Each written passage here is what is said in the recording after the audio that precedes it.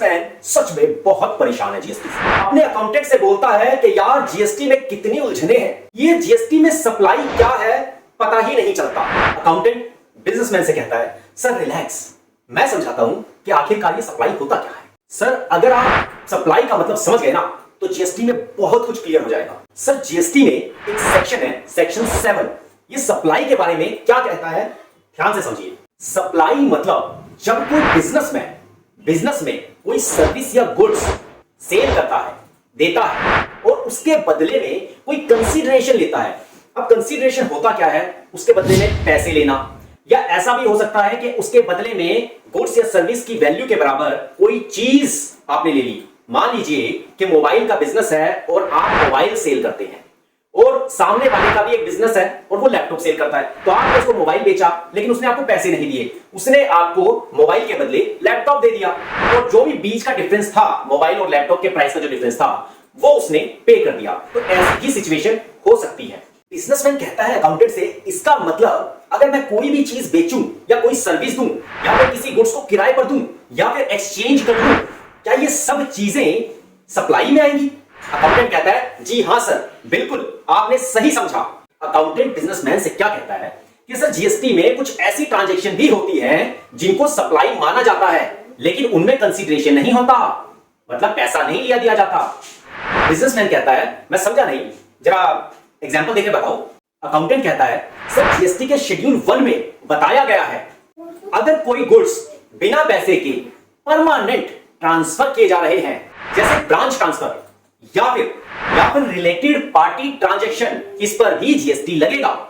Businessman कहता है यानी कि फ्री सप्लाई भी टैक्सेबल हो सकती है। अकाउंटेंट कहता है जी सर बिल्कुल हो सकती है, फ्री सप्लाई भी टैक्सेबल हो सकती है। अब जैसे ब्रांच ट्रांसफर है वो कैसे टैक्सेबल हो सकता है? मान लीजिए एक बिजनेसमैन है और उसकी 2, 3, 4 ब्रांचें हैं, अलग अलग सिटी में भी हो सकती हैं और एक ही शहर के अंदर अलग अलग एरिया में भी हो सकती हैं। अब हर ब्रांच के लिए अगर जीएसटी नंबर अलग है और आप अपनी ही ब्रांच को ट्रांसफर कर रहे हो तो वो इंटर ब्रांच ट्रांसफर कहलाता है, क्योंकि दोनों के जीएसटी नंबर अलग हैं। ऐसी सिचुएशन में जीएसटी लगेगा। ये फ्री में ट्रांसफर नहीं होगी, बेशक उनका ऑनर मालिक एक ही क्यों ना हो।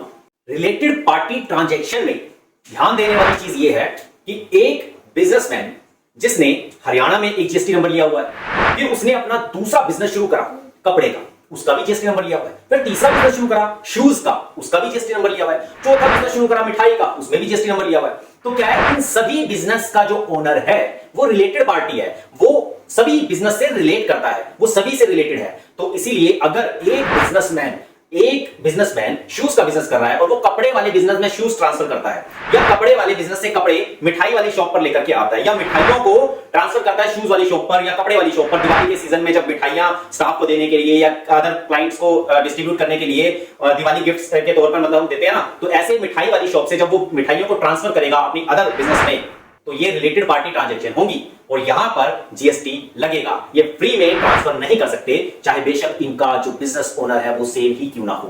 कुछ बिजनेसमैन बाहर से इंपोर्ट करते हैं गुड्स को, मतलब आउट ऑफ इंडिया से, आउट ऑफ कंट्री से गुड्स को या सर्विस को इंपोर्ट करते हैं। कुछ केसेस में बाहर से कंसल्टेंसी लेते हैं अपने बिजनेस को ग्रो करने के लिए, या कोई सॉफ्टवेयर बाय करते हैं और उसकी सर्विसेज लेते हैं। और यही नहीं, कोई गुड्स हो और उसके स्पेयर पार्ट्स हो या कंप्लीट गुड्स उसको भी इंपोर्ट करते हैं इंडिया के अंदर। तो ऐसे केस में भी इंपोर्ट ऑफ गुड्स हो या इंपोर्ट ऑफ सर्विस हो, उसके ऊपर भी जीएसटी एप्लीकेबल होता है। ये भी सप्लाई के अंडर आता है। सेक्शन 7 इसकी बात करता है। बिजनेसमैन अकाउंटेंट से कहता है सप्लाई तो मुझे चलो समझ में आ गई, क्या इस दुनिया में ऐसी भी कोई चीज है जो सप्लाई के अंडर नहीं आती, जिसे सप्लाई नहीं माना जाता जीएसटी में? अकाउंटेंट कहता है बिजनेसमैन से, है सर बिल्कुल है, ऐसी भी बहुत सी चीजें हैं जिनको सप्लाई नहीं माना जाता जीएसटी में, जिनके ऊपर जीएसटी लगता ही नहीं, क्योंकि वो सप्लाई नहीं है तो जीएसटी लगेगा ही नहीं। और जो चीज सप्लाई है सिर्फ उसी पर जीएसटी लगेगा। अगर जीएसटी में लिख दिया गया ना कि एसी को हम सप्लाई नहीं मानेंगे, कार को हम सप्लाई नहीं मानेंगे, तो दुनिया की कोई भी ताकत कार के ऊपर जीएसटी नहीं लगा सकती, एसी के ऊपर जीएसटी नहीं लगा सकती।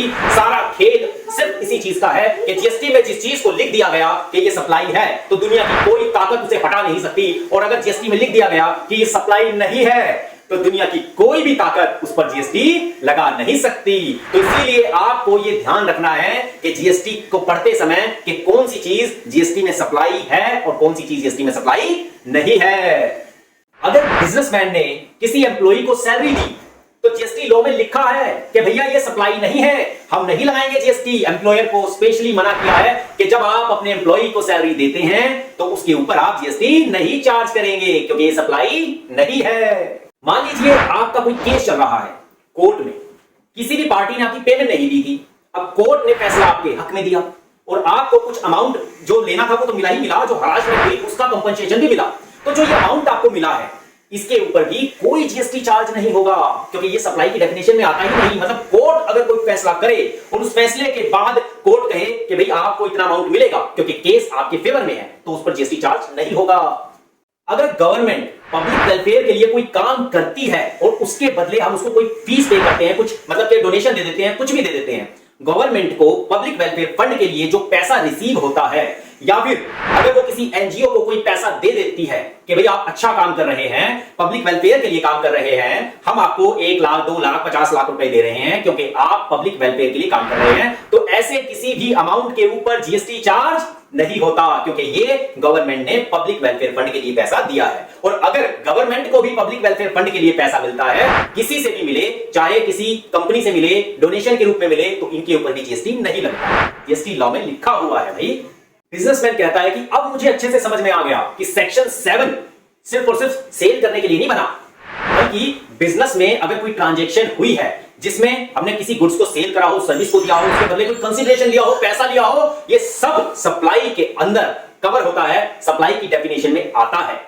मुझे उम्मीद है दोस्तों आपको ये वीडियो बहुत बहुत बहुत पसंद आई होगी। आपने वीडियो को लाइक, कमेंट और शेयर कर दिया होगा और बेल आइकन को प्रेस कर दिया होगा। इससे होगा क्या, जब भी हमारे YouTube चैनल पर हमारी कोई नई वीडियो आएगी तो आपको सबसे पहले देखने को मिलेगी। और जो नए दोस्त चैनल पर पहली बार आए हैं उन्होंने चैनल को सब्सक्राइब कर दिया होगा। इससे होगा क्या कि वो हमारे मेंबर बन जाएंगे और जब भी हम कोई वीडियो डालेंगे उनको वो वीडियो सबसे पहले देखने को मिलेगी। वीडियो को आखिरी तक देखने के लिए आप सभी लोगों का तहे दिल से बहुत बहुत धन्यवाद।